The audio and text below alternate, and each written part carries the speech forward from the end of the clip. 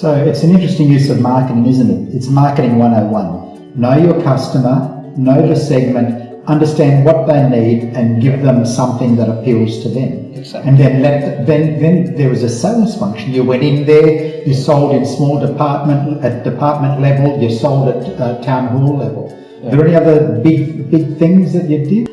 We are having ambassadors within Maxis who's going out there and telling their colleagues, hey, this is really great. So we're featuring an employee every second week who's going in there and telling the colleagues, hey, I'm using Lynda, I'm using SmartUp, Harvard Management, so this is how it helped me, this is what it means to me. So instead of having the sales guy, because I'm seen as a sales guy now, because I have a product, I want others to use it.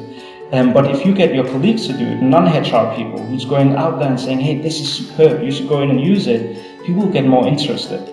So we are making sure that we get help from people who are using the tools. So we are using a lot of analytics. We are looking at who's using our tools the most. We make sure they speak about our tools on our behalf. We are going in and looking at how often do people use it. We can see this group haven't logged in within the last 3 months, for example. We send them direct emails asking them why they didn't join. We are having surveys once in a while trying to understand why people are using our tools, and equally important, why people didn't log in again for the past 3 or 4 months. So we're doing all this to really understand why people like and dislike our tools.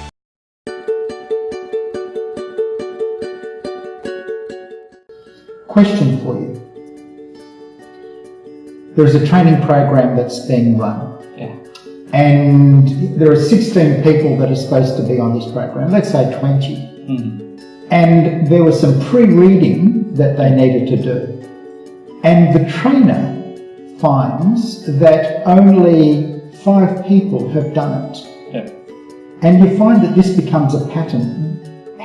What's your response to this? How should the trainer deal with a situation, which is a very human and very real situation which faces organisations in Malaysia today? Yeah, I mean that's why we should develop together. That's why I don't call our trainers for our vendors. I call them partners. Yeah. It's very important that when we work with our partners here in Malaysia, our training partners, that we create a partnership where both are gaining from this. Because in that way, the trainers will tell us everything and we'll know exactly what to do.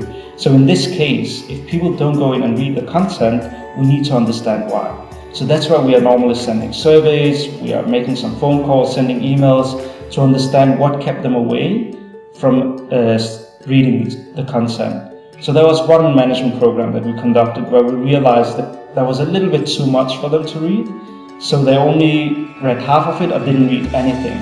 So we realized when we cut down the content, which I felt was necessary, then suddenly many more people were reading the content. So we had to find a good balance every time to what makes sense. So you can't just put 3 hours of content out there and tell them, hey, you had to read this within a week. They won't do it. But if you put half an hour to 1 hour of content that they have, a pre-read or a video they have to watch before going to the training, they will most probably watch it. So there is that balance that you need to find, and it might be different from organization to organization, and that's why analytics really helps you, and a good partnership with the training.